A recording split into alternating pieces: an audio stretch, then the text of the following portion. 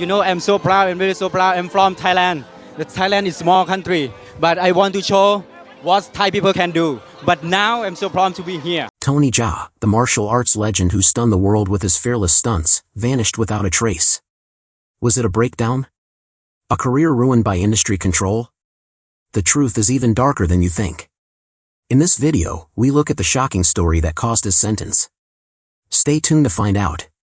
Tony Jaa's story starts in a small town in Surin, Thailand, where he and his family work in the rice fields. In Surin, people didn't start having big city dreams, but for Tony, it was there that a spark was lit that would take him all over the world. His parents, Rin Sapech and Thamdi Yiram, were not well known, but they taught him something very important, how important it is to work hard and have hard will. Tony had bigger goals than fame and money, but no one ever pushed him to go down that path. Tony has always been interested in martial arts heroes. He not only watched movies of Bruce Lee, Jackie Chan, and Jet Li, but he also looked up to them and became inspired by them. He didn't just want to respect them, he wanted to be like them. He thought martial arts were magical because of the way people moved and used punches and kicks to tell stories. For him, these weren't just fight scenes, they were works of art. But how could a little boy from a farming community become like the guys he looked up to? Still, Tony didn't like to wait for things to happen in his life. But instead, he started to work on it by himself. While most kids were playing games, Tony was out in the fields copying the moves he saw on TV. He kicked, punched, and flipped over and over until his body took to the movements like they were nothing. Nothing fancy about the coaches or the gym, just raw skill and a strong desire to get better. At age 10, something big happened. Tony first learned Muay Thai at a temple not far away. There was more to it than just fighting. It was about discipline, honor, and knowing a lot about the history of the martial art. He was very strict with his lessons. There were no soft mats or big pieces of equipment, just the usual, hard way of doing things. That did, however, help to define who he was. He wasn't just learning how to fight, he was learning how to live. Tony went on past that point as well. He started competing in Muay Thai matches in his neighborhood as he got bigger. He stood out. He wasn't just another kid in the ring. He hit harder, moved more precisely, and didn't break his focus. People began to look around. One problem, though, Tony didn't want to be a normal fighter. He was tired of going to training camps and fighting matches over and over again. Instead, he was looking at a bigger stage. Tony's chance came up not long ago. One person, Punna Ridikrai, saw something unique about him in a world full of familiar paths. The legendary stunt planner Punna was known for making action movies come to life with the craziest and most realistic stunts. Punna knew right away that Tony had a pure gift that no one else had looked into. Tony was asked to join his trick team, which would change everything. Tony wasn't a little kid anymore who learned martial arts in his neighborhood. He felt like he was a part of something bigger. He was learning from Punna how to do dangerous tricks. That was the start of Tony's career as a stuntman, but it was only the beginning of a journey that would soon take him to places most people could only dream of. Still, something else was happening that would make Tony go from being a simple stuntman to a famous action star around the world. Then how did that happen? What did Tony Jaa do that made him famous? But Tony's true breakthrough came with Ong-Bak, the film that would change everything in martial arts cinema. In 2003, things happened that will never be the same in martial arts movies again. A big screen effect from Muay Thai warrior Ong-Bak seemed to shake everything up like a thunderclap. It wasn't just another action movie, it changed everything. Tony Jaa used to practice Muay Thai in Surin and was now causing chaos around the world. People all around him were mesmerized by his quick, spontaneous movements. There were no wires or computer-generated images. Instead, real acts made you feel like you were right there with him. That's what made Ong-Bak special. It was really real. People were asking, how is he even doing this, as Tony threw punches, spins, and knee strikes. The world saw what a real martial arts movie could be like through Tony's work in Ong-Bak. It wasn't the high-tech edits or special effects that made Tony's body stand out. In every battle scene, he was the one who pushed himself to the edge and did all the tricks. He did everything with great power, skill, and accuracy, like a work of art that was carefully made with great care. The movie wasn't just about flashy moves, it was also about feeling the fight, the sweat, and the battle. People were interested because it looked real in a way that had never been seen before. Tony Jaa became the face of modern martial arts movies, and Ong-Bak was a big hit. Tony didn't want to quit, though. In 2005, 2 years later, Tom Yum-Goong, also known as The Protector, came out, and Tony showed the world once more what he could do. This movie went even further. It grew beyond Muay Thai, and Tony added something new. One of the most memorable parts of the movie was a 4-minute fight scene in a restaurant. The whole fight was caught in one long shot, so you could see every punch, kick, and flip. Tony was not only fighting, but also telling a story with his body language. And how the fights were choreographed. Not like anything anyone has ever seen. The action was both beautiful and dangerous at the same time. Tony's skill in performing these dangerous moves without wires or computer-generated images raises the bar for martial arts pictures. He wasn't just pushing the limits, he was making a whole new world for action stars. Every movie got better because of Tony Jaa's star power. He quickly became famous all over the world, not just in Thailand. Fans all over the world were calling him the new face of martial arts movies. A lot of people began to compare him to Bruce Lee, Jackie Chan, and Jet Li. And it made sense. Tony's style was a unique mix of modern, tough edge and traditional martial arts. His moves were exact, his stunts were daring, and his acts were real. The best thing about it is that he did it all himself. Nothing, not even fake pictures or doubles. People wanted more than just Tony Jaa. As his fame grew, Hollywood became more and more interested in him. Not long ago, well-known directors and producers were interested in Tony's skills. Tony was honest, strong, and could move in ways that even experienced action stars would have noticed. These were traits that martial artists hadn't seen in years. He wasn't just a martial artist, he was a real-life action star who could do stunts all over the world. As Tony's career soared, so did the pressure. His next challenge would come from those closest to him. Tony Jaa's rise was not as smooth as it seemed at first. He was kind behind the scenes, but the expectations of being famous were getting to him. Things were about to get even more difficult for Tony, but you might think that when you get big, everything gets easier. He was fighting to be in charge of his whole business, not just movies.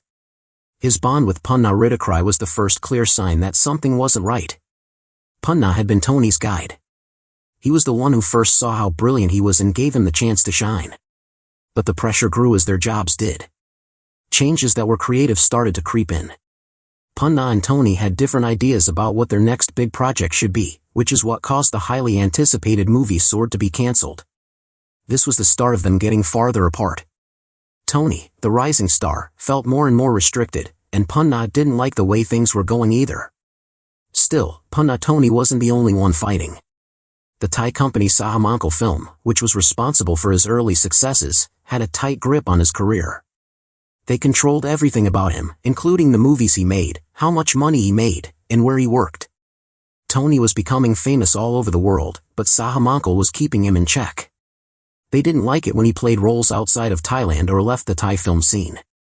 It was like being locked up in a cage. The world outside was calling.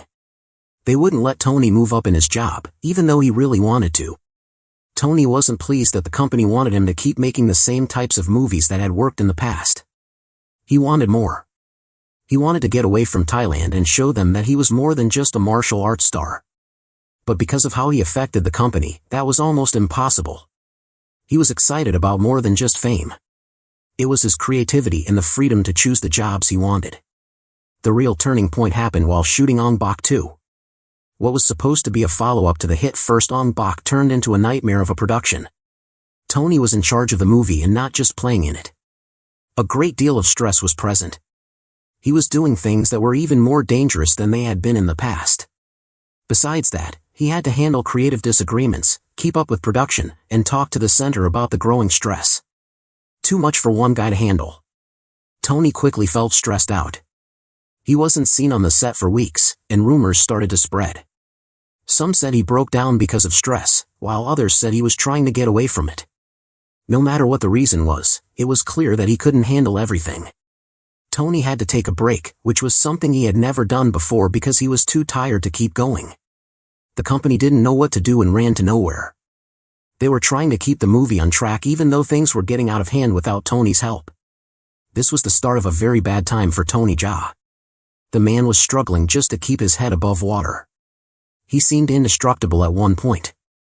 At last, the body pains of action work, the stress of being under studio control, and his own problems had caught up with him. So what happened after that? This was the end of Tony Jaa's career. Would he be able to make a comeback? The tension with Punna and the studio was just the beginning. Soon, a much bigger challenge would force Tony to make a choice. Behind Tony Jaa's rise to fame, whispers began to spread within the industry about a shadowy force that was quietly controlling his every move.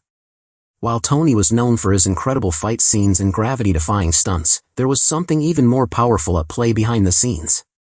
The rumor was simple, yet chilling. Tony Jaa was under a sentence imposed by the very people who made him famous. But what does that even mean? The sentence wasn't some formal court ruling or jail time. It was a tight, controlling contract from Sahamangkal Film, the Thai studio that had been handling his career since the beginning. This contract wasn't just a piece of paper, it was a chain, one that limited Tony's freedom and creative control. While he was the star of hit movies like Ong-Bak and The Protector, he wasn't in full control of his career. Sahamangkal Film kept him tethered, making sure he stuck to the projects they approved and limiting his movement outside of the Thai film industry. What made this even more frustrating was that Tony was becoming a global sensation. Hollywood was knocking on his door, but Sahamangkal had other plans. The studio didn't want him to leave, they wanted to keep him in Thailand, making movies that worked for them. And, if he tried to break free? Well, that's where the 50 million naira demand came into play. If Tony attempted to sign a contract outside of Thailand or pursue international projects, the studio would hit him with a massive financial penalty, 50 million naira. Can you imagine that? Having a giant weight tied around your neck while everyone else is telling you to run free? This sentencing was more than just about money, it was about control. Sahamangkal had invested a lot in Tony's success, and they were determined to keep him in their grip. But that came at a cost. Tony, who had once been full of energy and excitement, began to feel the strain. The pressure was building, and the studio's demands were suffocating him. It wasn't just the studio holding him back, it was the weight of his entire career being controlled by someone else's hands. In 2010, after years of feeling trapped, Tony made a shocking move that no one saw coming. He disappeared from the public eye. The man who once captured the world's attention with his stunning fight scenes was now stepping away from it all. Rumors flew about why Tony disappeared. Some said he had a breakdown, others believed he was simply done with the industry. But one theory stood out: Tony had retreated to a Buddhist monastery to find peace and clarity. Maybe it wasn't just the industry pressure that drove him to this decision, maybe it was the sentence that kept him from breaking free, from pursuing the career he wanted.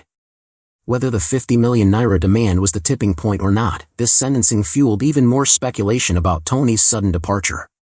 In 2010, after years of feeling trapped, Tony made a shocking move that no one saw coming. He disappeared from the public eye. Tony Jaa, the action superstar who had wowed audiences worldwide with his jaw-dropping martial arts skills, suddenly disappeared from the film industry. It wasn't a normal break or a vacation. No, Tony made the shocking decision to leave behind his fame and fortune and step away from the cameras for good. He decided to become a Buddhist monk. At first, people were stunned. How could Tony, who had been on top of the world, just walk away from everything? Was it a mental breakdown? Was he running away from the pressures of being a global action hero?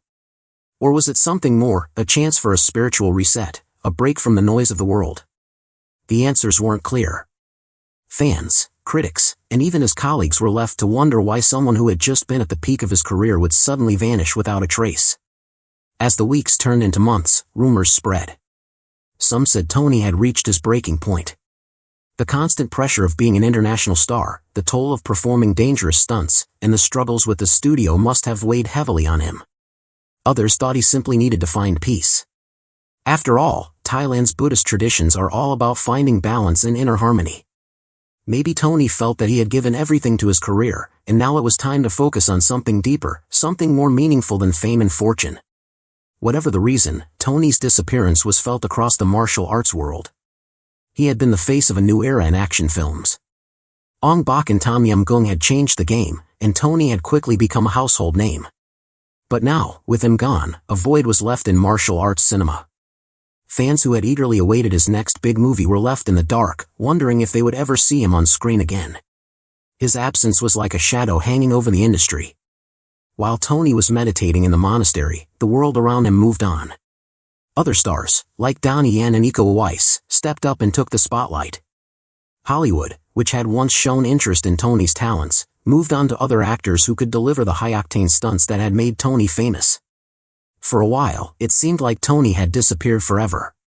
His career was frozen in time. But the question still lingered, would Tony ever return? Would he leave behind his monk's robes and come back to the screen, or was this the end of the road for the martial arts legend?